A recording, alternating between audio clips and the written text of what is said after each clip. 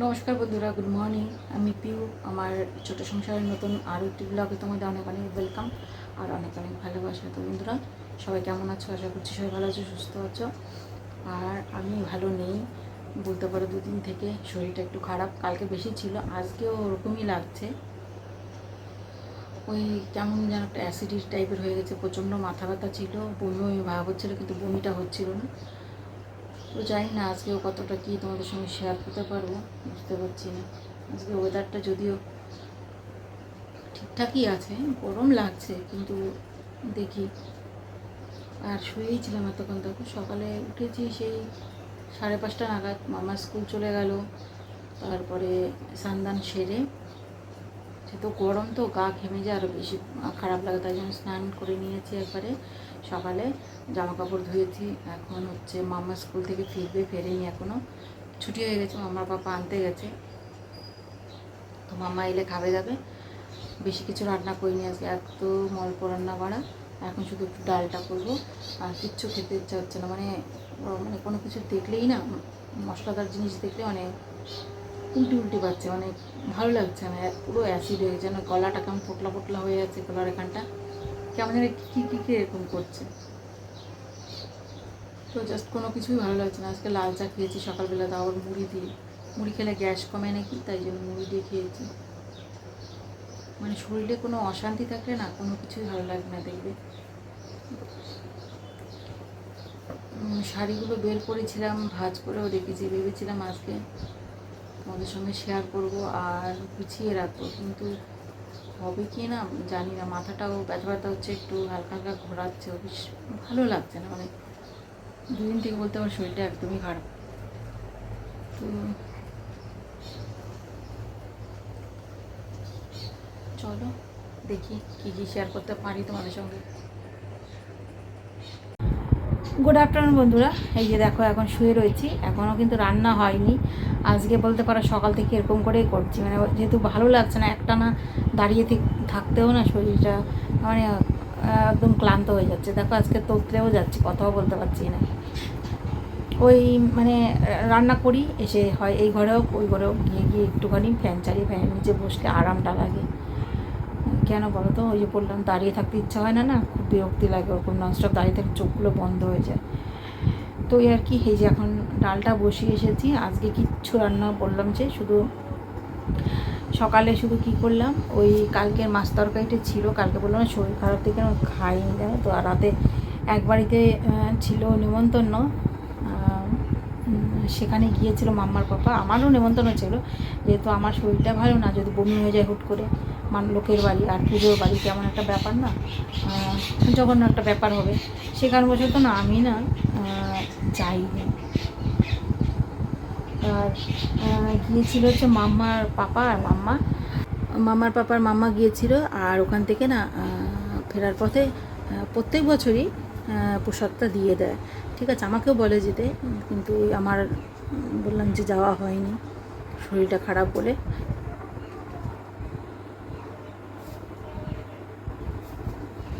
কেন বারবার করে ওইদিকে তাকাচ্ছি, মানে কী বলতো, ওই খচমচ করে আওয়াজ হচ্ছে, তো তাই আর কি বারবার করে ওইদিকে তাকাচ্ছি যে দেখি কি, মানে পাখিগুলো ক্যাচ ক্যাচ করছে, বুঝতে পারছি না ঠিক। তো যাই হোক, ছাড়ো। আর শরীর খারাপ বলে যে কাজ থেমে থাকবে সেটা কিন্তু মোটেও না। বললাম যে সকালবেলা ওই মাছ তরকারির কথাটা বললাম, সেটা মামার পাপাকে দিয়েছি, এমনকি বাটা করেছিলাম সেটা রয়েছিল, সেটা দিয়ে দিয়েছি। চাটনি ছিল, চাটনিও দিয়ে দিয়েছি। আর আজকে কি করলাম তা তোমরা হয়তো ভাবছো সবই কি বাসি নিল নাকি, না সব বাসি নেয়নি, শুধু আজকে করেছি হচ্ছে পুঁই শাকের তরকারি, আর হচ্ছে গিয়ে ওই পুঁই শাকের তরকারি। আর দেখো ভুলে গেছি আমি আর কি করলাম, সিরিয়াসলি, ও চিচিঙ্গা ভাজাটা করলাম, মানে পুঁই শাকের তরকারি আর চিচিঙ্গা। ভেবেছিলাম যে মামার জন্য সয়াবিন তরকারিটা করব, সেই সয়াবিন তরকারিটা আমিও খাবো। তারপর আবার ভাবলাম যে না, সেটা তো পেঁয়াজ রসুন আদা সবই দিতে লাগবে, মানে গরম সব কিছু, পেঁয়াজ রসুন আদা তিনটাই গরম জিনিস, তাই আর কি করলাম না। তাই ভাবলাম যে আজকে একটু প্লেনই খাই। এখন আর কি ডালটা বসিয়েছি, ডালটা বসিয়েছি, ডাল করব আর আলু সেদ্ধটা দেবো ভাতে। মাম্মার আমি সেটা দিয়ে ভাবছি দুপুরবেলা খেয়ে নেবো। একটু চিচিঙ্কা ভাজাটাও রয়েছে, যদিও পুঁই শাকের তরকারিও আছে। এখন আমি একটু খেলাম আর কি। রাতেবেলা খেতে পারিনি জানো তো, মানে ভয়ে ভয়ে খেয়েছি ওইটুকুনি, আর পেটে এত খিদা ছিল কিন্তু ওইটুকুনি খেয়েছি আমি, কিন্তু কিছু করার নেই। ওই ফ্রাইড রাইস আর আলুর তরকারি, মানে আলুর দম, আলুর তরকারি তো যাই হোক, আলুর দম, চাটনি, পায়েস, এগুলো মিষ্টি, তো অত কিছু তো খাইনি। ওই একটু রাইসটা খেয়েছি আর একটু আলুর দমটা, যেহেতু আলু খেতে ভালোবাসি সেটা তো অসম্ভব, সেটা তো ফেলাই যাবে না। সকালবেলা না আজকে খেয়েছি হচ্ছে লাল চা। আমি তো জানোই তোমরা, লাল চা খেতে বিশেষ একটা পছন্দ করি না, কিন্তু ওই যে কথায় বলে ঠেলায় না পড়লে বিড়াল গাছে ওঠে না, তো আমার দশাটাও প্রায় বলতে পারো ওরকমই। কারণ ঠেলায় পড়েছি বলেই কিন্তু আমি লাল চাটা খেয়েছি, আদারওয়াইজ লাল চা আমার মোটেও পছন্দের না। কালকেও আমার মায়েরও না পরশু দিন এরকম হয়েছিল জানো তো। আর আমরা বেশি আচার খাই না, আর বলতে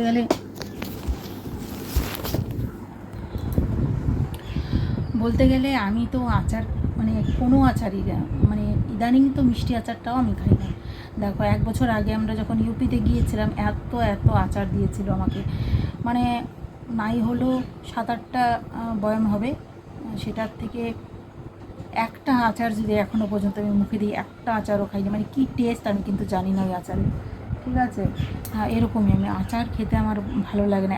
আমি একটা এমন মেয়ে যে প্রেগনেন্ট থাকা অবস্থাতেও কোনোদিনও আচার খাইনি। কেমন শুনতে একটা কেমন না, এমন কেউ কোনো মানুষ নয় যে প্রেগনেন্ট অবস্থায় আর কি আচারটা খায় না। আদার্স টাইমে না খেলে ওই অবস্থাতে কিন্তু যখন কনসিভ করে তখন কিন্তু খায়, কিন্তু আমি পুরোই উল্টো বলতে পারি। সত্যি আমি একটা আচারও আমি খেতাম না, আর এখনও তাই। আচার প্রয়োজন না পড়লে আচার আমি খাই না। 2 দিন থেকে না ভাত খেতে খুব অসুবিধা হচ্ছিলো, মানে ভালো লাগছিলো না খেতে। এত ফাটা গরম, এই কাক ফাটা গরমে না তখন মনে হচ্ছিলো একটু টক হলে খেতে পারতাম। লেবু ছিল, আমি আবার ওই মানে ওই গন্ধরাজ লেবু ছাড়ে না, আমি ভালো লাগে না আমার কোনো লেবু ওই খেতে। গন্ধরাজ লেবুটা গন্ধটা দিই, মানে আমি লেবু জাস্ট একটুখানি নেবো, ওই গন্ধটা যে আছে চোচাটা একদম চটকে নেবো, ওই গন্ধটাতেই আমার ভাত খাওয়া হয়ে যাবে। তো ওই কারণে আর কি না, আমার ওই আচার খাওয়াতেই না আমার অ্যাসিডিটিটা হয়েছিল। মানে কন্টিনিউ 2 দিন থেকে আচারটা খাচ্ছি, মানে ওই রাতেও খাচ্ছি পারলে পরে এরকম। তো ওরকমই, তারপরে চাটনি করেছি, চাটনি খেয়েছি, মানে যা নয় তাই অবস্থা। তো ওই কারণে আর কি এরকম হচ্ছে, শরীরটা এত মানে ক্লান্ত লাগছে কি বলবো তোমাদের। ডালটা হলে আর কিছু করবো না, আর আজকে মোছামুছি করবো। ওই যে বললাম, মানে যাই হোক না কেন, শরীর ভালো থাকুক চাই না থাকুক, নিত্য কাজগুলো সংসারে সেগুলো কিন্তু থেমে থাকে না বন্ধুরা, সেগুলো করতেই হয় আমাদের প্রত্যেকটা, আমি বলে না, সেটা প্রত্যেকটা গৃহিণীদের করতে হয় এটা। যতই শরীর খারাপ থাকুক, যাই থাকুক, কাজ কিন্তু আমাদের করে যেতেই হবে। আর বলতে গেলে কাজের মধ্যে থাকলে দেখবে একটু মানে এনার্জিটা পাওয়া যায়। আর এমনি খালি শুয়ে বসে কাটালে পরে না, তখন নিজেকে না বেশি মানে রুগী মনে হয়, মনে হচ্ছে না যেন কী হয়েছে, মানে একটা ব্যাপার। তো ওই কারণবশত বসেও থাকছি না, আবার এদিকে বেশিক্ষণ দাঁড়িয়েও থাকতে পারছি না। তো বসে বসে আসছি, শুচ্ছি, একটু টাইম বসছি, একটু টাইম, তো ওইভাবেই রান্নাটা সারলাম, কাজগুলো ওইভাবেই করবো আজকে। আর বালতি করে বাইরে, আর রোদে, বিশেষ করে রোদে যাচ্ছি না। সকালবেলাতে জামাকাপড় ধুয়ে দিয়েছি, এই যে নিয়েও এসেছি, দাঁড়াও দেখাচ্ছি, এই যে এগুলো আর এখন ভাজ টাজ করবো না, এগুলো পরে ভাজ করবো বিকেলে। আর জানো তো কালকে সন্ধেবাতিটাও মেয়ে দিয়েছে, কী করার বলো, একদম ভালো লাগছিলো না। বিকেলে শুয়েছিলাম না, ওই দেখছি যে 7টা বেজে গেছে, মানে সন্ধেটা পার হয়ে গেছে। তো ঝটপট করে উঠে মামাকে বললাম তুমি একটু দাও বাবা, তো ওই দিয়ে দিয়েছে। ও দিতে পারে এখন সন্ধ্যাটা, শুধু পুজোটা দিতে পারে না, ওই কারণবশত না পিরিয়ডের টাইমে আর কি আমি দিই, কী করবো বলো, আমাকে তো দিতে হবে না। ওই ভয়ে আর কি আমি কোনো ঠাকুরও বসাচ্ছি না, জানো তো, যে এই পিরিয়ড টাইমটা আমাকে, মানে পিরিয়ড যখন চলবে তখন কে পুজো দেবে। মামা তো এখন দিতে পারে না, যখন দিতে পারবে তখন তখন না বসানো যাবে না, ওই কারণবশতই আমার বসানো হয় না আর কি। তো যাই হোক,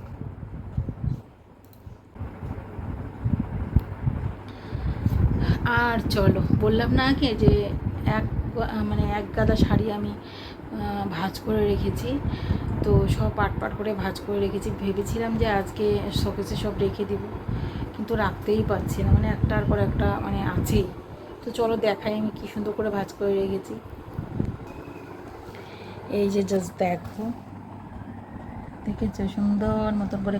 এগুলো কালকে না একটু হালকা রোদে দিয়েছিলাম, ওই 15-20 মিনিট করে রোদে রেখেছিলাম, কারণ যেহেতু ট্রলিটার মধ্যে ছিল, তো ট্রলিটার মধ্যে থাকার দরুন বিশ্বাস করবে না, শাড়িগুলো এমন বাজে গন্ধ হয়ে গেছিলো। আর যেহেতু আলমারিতে আরশোলা ঢুকছিল, সেই কারণবশত আমি অনেক শাড়ি কিন্তু ধুয়ে দিয়ে, কালকে ধুইনি সরি, সেটা আমি আগেই ধুয়েছিলাম, আর তারপর এই ট্রলিতে ভরা ছিল।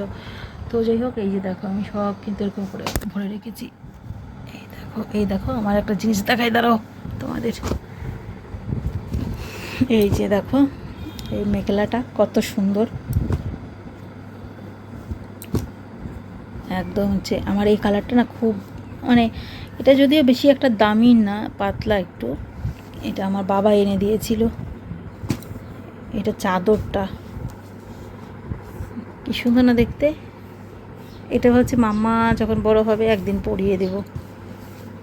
এটা আমার হয় না এখন, কেন বলো তো, আমি তো এখন একটু মোটা হয়ে গেছি, সেই কারণবশত এটা আমার হয় না। দেখবে এটার কোমরটা কইটুকুন, মানে মেখলাটা, চাদরটা হয়ে যায়, চাদরটা তো অসুবিধা হয় না, কিন্তু মেখলাটা না হতে চায় না। দেখো এই কোমরের তো সাইজটা ঠিকই আছে, কিন্তু যখন কুচি করতে যাবো না, তখন একটাই কুচি পড়বে, দেখতে ভালো লাগে না। আমি এগুলো দেখো একটা জিনিস দেখাই, আর একটা জিনিস দাঁড়াও, আরও একটা জিনিস তোমাদের দেখাচ্ছি। এই যে দেখো, এই সব জিনিসগুলো কিন্তু সব আমার হাতে করা, দেখবে, সরি এইটা আমার হাতে করা না, এটা ভুল বললাম তোমাদের, এটা হচ্ছে মেশিনে করা, এটা আমি হাতে করিনি, এটা হচ্ছে মেশিনে করে দিয়েছিল। আদারওয়াইজ নয়তো বেশিরভাগ শাড়ি কিন্তু এখন আমি ইদানিং করতে পারি না, কিন্তু ইদানিং করতে পারি না কী বলো তো, ওই নিচে পেতে না বসতে খুব অসুবিধা হয়, মানে কী বলো তো, পেটে যেহেতু ডেলিভারি পরে পেটটা একটু ফোলা, সেহেতু নিচে বসতে অসুবিধা, সেহেতু আর করতে পারি না এখন। তো এখন আলসিও লাগে, যেটা সত্যি কথা, এখন বসে বসে করো ধৈর্য ধরে না। আগে সব আমি করতাম জানো, আমার এরকম শাড়ি, বেশিরভাগ শাড়ি আমার কিন্তু করা, কতগুলো শাড়ি রয়েছে আলমারিতে, এই যে এরকম করে সুন্দর করে সাজিয়ে রেখেছি, কিন্তু তোমাদের আমি খুলে দেখাতে পারবো না। এগুলো সব আয়রন করা, দেখবে, এই দেখো এইটা আয়রন করা, এটা আয়রন করা, এটা না, এটা আয়রন করা, এটা আয়রন করা, সব আয়রন করা, এই যে এটা এগুলো সব, এগুলো সব আয়রন করা যেন। তো সুন্দর করে ভাঁজ করে রেখেছিলাম আর কি, কালকে ভেবেছিলাম যে আজকে রাখবো আর তোমাদের সঙ্গে শেয়ার করবো, তো সেটা আর হলো না, এমনি একটু তোমাদের জাস্ট দেখিয়ে দিলাম। ও আরেকটা জিনিস তোমাদের দেখাই, চলো। এই যে দেখতে পাচ্ছ সুন্দর একটা, ভীষণ সুন্দর একদম রেড কালারের শাড়ি, লালের মধ্যে, দেখো আমি কিন্তু পুরো তুতলে যাচ্ছি আজকে, তুতলে কথা বলছি, পুরো লালের মধ্যে দেখতে পাচ্ছ, এরকম গ্রিন আর গোল্ডেন দিয়ে, কি যে ভালো এই শাড়িটা, তোমাদের কি বলবো, মানে বলার কিছু নেই, এত ভালো। আয়রন করা দেখতে পাচ্ছ, এটা সব আয়রন করা, আমি শুধু এলোমেলো করে একটু উল্টো পাল্টা করে ভাঁজ করে রেখেছি। কেন বলো তো, কারণ একরকম করে ভাঁজ থাকতে থাকতে না শাড়িগুলো যেহেতু পরা হয় না, সেহেতু আর কি আমার ভাঁজ পড়ে যায়, শাড়ি পরা হয় না, তো ওই আর কি। আর এই শাড়িটাই অপারা সিল্ক, এটা আমার মা আমাকে দিয়েছিল আমার দাদার বিয়েতে, মানে মা কিনে দেয়নি, মা টাকা দিয়ে দিয়েছিল, আর আমি শিলিগুড়ির থেকে এখান থেকে আর কি, আমাদের এখান থেকে নিয়েছিলাম, যেহেতু আমাদের ওখানে পাওয়া যায়, কিন্তু আমার ঠিক পছন্দ হয় না, তো চোখে লাগে না, আমার যে জিনিস চোখে না লাগে না সেই জিনিস আমার নিতে ইচ্ছা করে না, সেই কারণবশত আমার আর কেনা হয় না সেখান থেকে। মা বলেছে টাকা দিয়ে দিই, তুই কিনে নিস শিলিগুড়ি থেকে, তো এখান থেকে কিনেছিলাম। আরেকটা জিনিস দেখাই, সেটা যখন মাম্মা, মানে আমি যখন আর কি প্রেগনেন্ট ছিলাম, তখন তো 7 কি ওরকমই মনে হয়, হ্যাঁ ছিল,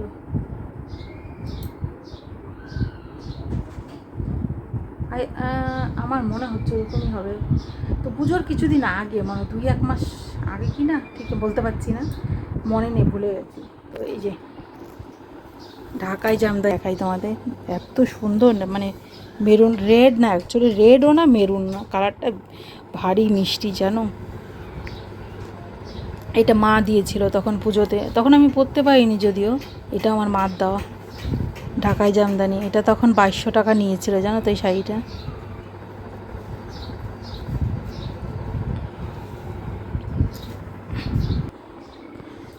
তো ওই আর কি, মা এটাও দিয়েছিল। আর পরতে পারিনি তখন, তখন তো নতুন জিনিস পরতে হয় না স্বাদ না হলে আর কি। সে কারণবশত একটাও নতুন শাড়ি পরতে পারিনি। তিনটে মনে হয়, 3টে শাড়ি হয়েছিল, বাট একটাও পরতে পারিনি।